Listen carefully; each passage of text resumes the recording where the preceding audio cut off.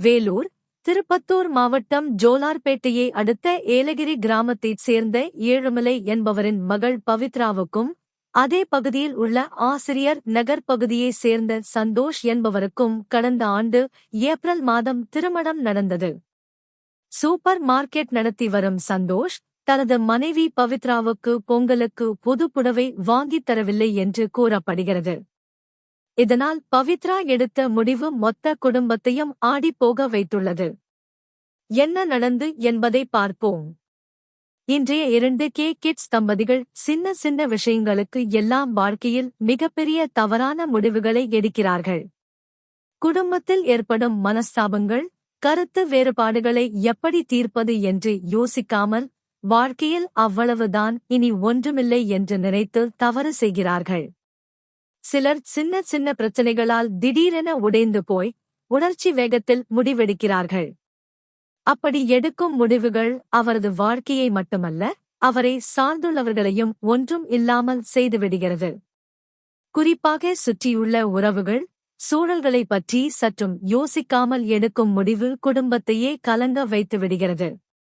திருப்பத்தூர் மாவட்டம் ஜோலார்பேட்டை அருகே super market உரிமையாளரின் மனைவி எடுத்த முடிவு பெரும் அதிர்வலைகளை ஏற்படுத்தியுள்ளது.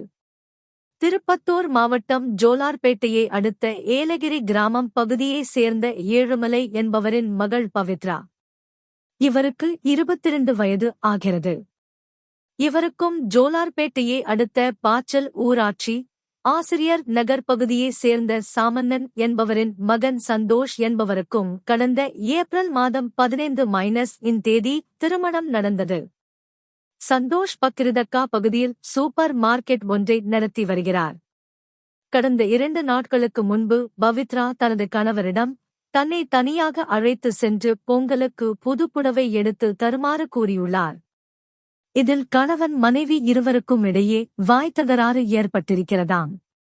இதனால் புதுப்பெண் பவித்ரா கோபித்துக் கொண்டு 2 நாட்களுக்கு முன்பு தனது தாய் வீடான ஏலகிரி கிராமத்திற்கு சென்றிருக்கிறார். அங்கு கடந்த ஜனவரி 9 தேதி இரவு வீட்டில் உள்ள அறையில் தூக்கிட்டு உயிரை விட்டார். மனைவி இறந்த தகவல் அறிந்ததும் சந்தோஷ் விஷம் குடித்து உயிரை மாய்த்துக் கொள்ள முயன்றார்.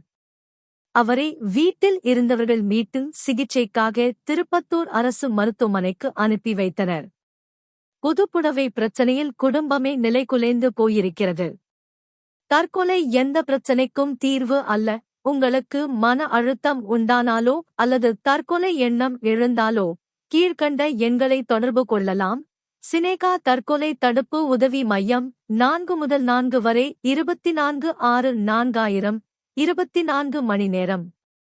மாநில தற்கொலை தடுப்பு உதவி மையம் 104 24 மணி நேரம்.